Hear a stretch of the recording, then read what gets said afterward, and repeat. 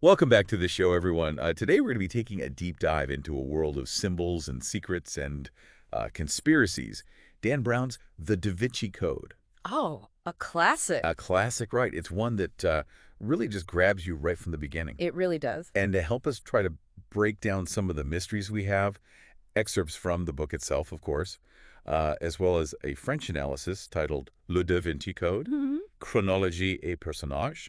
And we've got some other little interesting bits and pieces to help us kind of get through all of this. Sounds fascinating. Yeah, I remember when I first read this book, I was just completely hooked from the first page. And Yeah, I can see why. What makes the Da Vinci Code so interesting is that it kind of blurs that line between fact and fiction. yeah, So, he uses actual historical people and places and artwork right. and then weaves in this fictional story. Exactly. And speaking of grabbing you from the very beginning, that opening scene at the Louvre, Oh, yes. talk about a dramatic start to Oh, absolutely. a book. A great hook. Yeah, we're introduced to Jacques Saunière, the museum curator, and he is found murdered in a very bizarre way.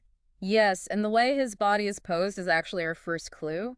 Oh, It's supposed to be a mirror image of Da Vinci's famous Vitruvian Man. okay. But there's a twist. He's got a five-pointed star on his chest, a pentagram. Right, and that pentagram is not just some, random symbol thrown in there, is it? It's It's not? No. I remember when I read that, I was fascinated by the different meanings. Yeah, it has quite a history, actually. It does. Very complex history. A lot of people don't know that it was originally associated with nature worship Oh, really? and the divine feminine. Hmm. But over time, it's become distorted, and especially the church really demonized it as a symbol of evil and the occult. Oh, wow. Yeah, It just shows how symbols can be reinterpreted and even manipulated, I guess, over time to absolutely. fit a particular agenda. Hmm. Speaking of agendas, the book also goes into the somewhat controversial world of Opus Dei. Yes, it does. That definitely sparked a lot of discussion and debate. It did. Brown's portrayal of Opus Dei, it's a Catholic sect. He Right. focuses on some of their practices, in particular corporal mortification, Yeah. which is a very interesting concept. Yeah. And we see that through the character Silas, an albino monk, and he wears the cilice, it's a painful barbed belt, Yeah. as a form of self-punishment. Right. A very interesting look into their practices. Yeah, for sure. It's a very shocking concept for anyone who isn't familiar with Opus Dei, and it definitely adds to that whole sense of mystery and intrigue surrounding the story. Right.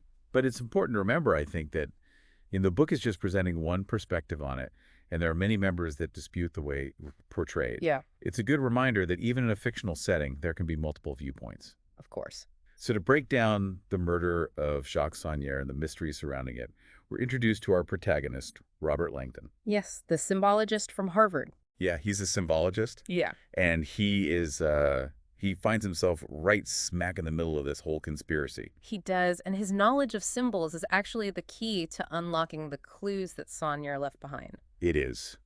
And thankfully, he's not alone. Hmm. He teams up with Sophie Neveu, who is a very talented French cryptologist. Oh, yes. And it turns out she's Saunière's granddaughter. Interesting. They're in this race against time to figure out these clues. And the first one is a number sequence. 1332211185.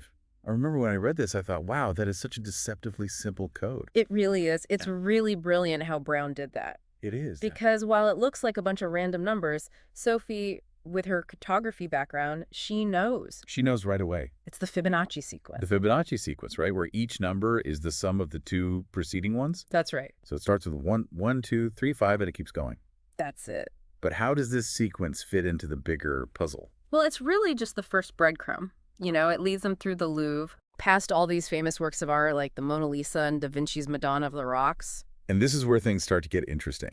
Hmm. It's not just about the artwork itself. It's the Yeah. hidden messages, the symbolism embedded within them. Exact. So Saunière's clues, it turns out they're pointing to a secret society called the Priory of Sion. Yes, And they have this controversial claim about the Holy Grail. they do. Now, this is where I think the book really starts to kind of challenge traditional beliefs. Oh, it does. We all know the story of the Holy Grail. It's the cup from the Last Supper. Uh-huh. But the Da Vinci Code, Mm-hmm. completely reinterprets that. It does. So it questions whether the Grail is actually an object or something much more symbolic and, I would say, even explosive. Yes. So if the Grail isn't a cup, then what is it? Well, that is a very interesting question, and that is what we will be discussing next. Can't wait. Well, this is where the book goes into some fascinating territory, but it's also pretty controversial. The Priory of Zion, according to the book, they believe that the Grail is actually a symbol for Mary Magdalene. Mary Magdalene. Wow, okay. That's quite the claim. What's the connection there? Well, their belief is that Mary Magdalene wasn't just a follower of Jesus, but his wife Okay. and the mother of his child. Wow, that's a huge departure from traditional Christian beliefs.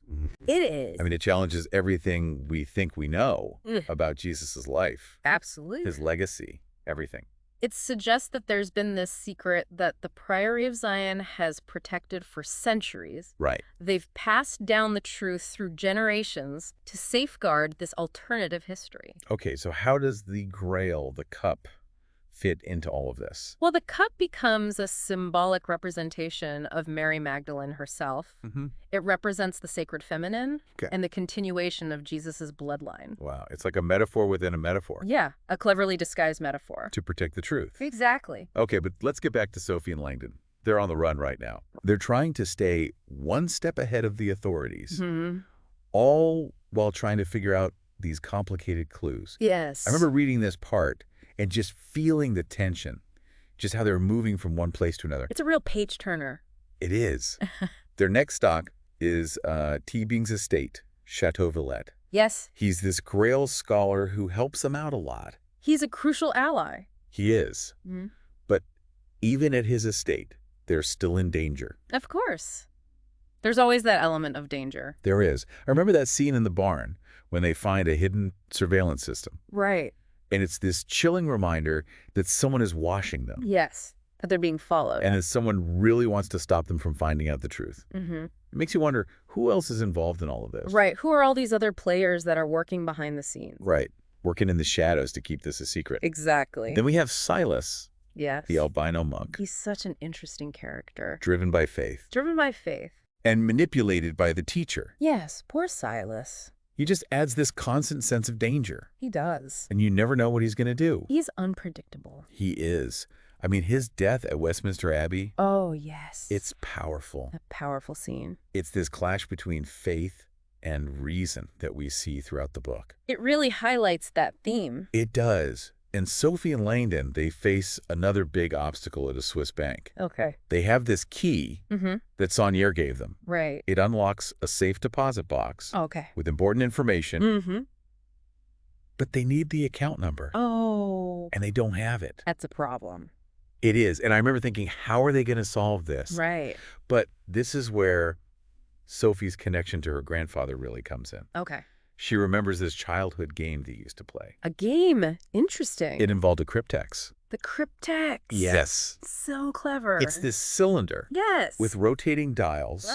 And when you get the code right, it unlocks. And reveals a message. Exactly. Brilliant. It is. It's like a really advanced combination lock. It is. And it becomes a central puzzle in the story. It does. You know, it's this physical representation of all the secrecy around the truth. Okay. And to unlock it, they have to really think like, Saunier. Right. Understand his thought process. Understand his mind. Yeah. And figure out the clues. That he left in the cryptex. Wow. It's like they're having this conversation with him. Yes. Across time. A conversation across time. That's a good way to put it. Trying to figure out his messages to unlock the secrets he protected so carefully. Yeah. And as they start to decode these messages, it leads them on a chase across England. Okay. From Westminster Abbey to Rosslyn Chapel. Rosslyn Chapel, a place just full of history and symbolism and all this speculation about the Knights Templar and the Freemasons. It's the perfect place for the climax. It really is. And as they get closer to the truth, the danger gets worse. It does. They're not just being chased by the police now. Right. They're being chased by this shadowy figure known as the teacher. The teacher. The one who's behind all of this. Mastermind. Yes. I remember being so curious about who he was, why he was doing all of this. And what his motivations were. He was always there. Lurking in the shadows. But just out of reach. Manipulating everyone. And then we find out who he is. Yes. The big reveal. And it changes everything. It does. It really makes you realize that nothing is what it seems. Exactly. Appearances can be deceiving. So who is the teacher, and what happens when all these secrets come out? Well, the big reveal of who the teacher is was something that I never saw coming. It was a good twist, wasn't it? It really was. It turned out to be someone that we had already met, someone who was right there in the middle of this whole web of secrets and lies. Yeah, and the thing is, his motivations, they weren't simple. Right. You know, he wasn't driven by greed or power. Okay. He really thought that he was trying to protect the church, but going about it in a very extreme and destructive way. It's like he was trying to rewrite history, like change the foundation of faith to fit his own vision. Yeah, and he was manipulating everyone around him He was. to get what he wanted. Using their beliefs, Yeah, their weaknesses, their hopes and dreams, convincing them that he was doing the right thing, even though people got hurt. even though it led to violence. Yeah, and Silas, even though he was this brutal character, Right. you almost feel sorry for him. Yeah, he just wanted redemption. He did, but he was so misled, And manipulated. and it ended tragically for him. It did. It really shows the danger of blind faith. It does. You know, when you don't question things, yeah. when you don't think critically. So Sophie and Langdon, they finally reach Rosslyn Chapel after this crazy journey. They do. This place full of legends and mystery. It is. Supposed to have secrets about the Knights Templar and the Freemasons. Mm-hmm. And, of course, the Holy Grail. Right, and it becomes a symbol. It does. Sophie. Yeah. For the truth that she's been searching for her whole life. And it's there under the chapel, Yeah. in this hidden vault. That we find out what the Holy Grail really is. Okay, drum roll. And it's not the cup. It's not. No. No glittering chalice. Okay. No sacred relic. What is it then? It's much more profound than that. Oh, okay. It's a legacy. A legacy, okay. A bloodline. A bloodline. A truth that's been passed down through generations. Wait, so you're saying that the Grail is people? Yeah, in a way. Okay. The Grail in this story represents the bloodline of Jesus and Mary Magdalene. Wow. This lineage that the Priory of Sion has been protecting for centuries. Wow. And it turns out Sophie is a descendant of this bloodline. No way. Yes. So she is the living embodiment of the Grail. Wow, that just changes everything. You go from this search for an object, this legacy of knowledge, Exactly. this hidden history. Yeah, and it really makes you question your own beliefs It does. about faith and spirituality. Yeah. And the book ends on this hopeful note. It does. It's like truth can't be hidden forever. It empowers you to ask questions, It does. to explore, to try to find your own understanding of history and faith. It really makes you think, doesn't it? It does. And you know what? This book got people talking all over the world. It did. It challenged traditional views. It did. It really made people think for themselves Yeah. and question what they had been told. It really made me look at art and symbols and history in a whole new way. Yeah, there's always more to the story. There is more to uncover. Always something to learn. Absolutely. Well, that wraps up our deep dive into the world of the Da Vinci Code. It was a great discussion. We talked about secret societies and ancient symbols and all these controversial theories and the power of hidden history. It's fab. It is. Yeah. What did you think? What stood out to you the most about this book? Did you have any of those aha moments along the way? Share your thoughts in the comments below, and be sure to subscribe for more deep dives into the world of mystery and knowledge. And intrigue. And intrigue. We'll see you next time.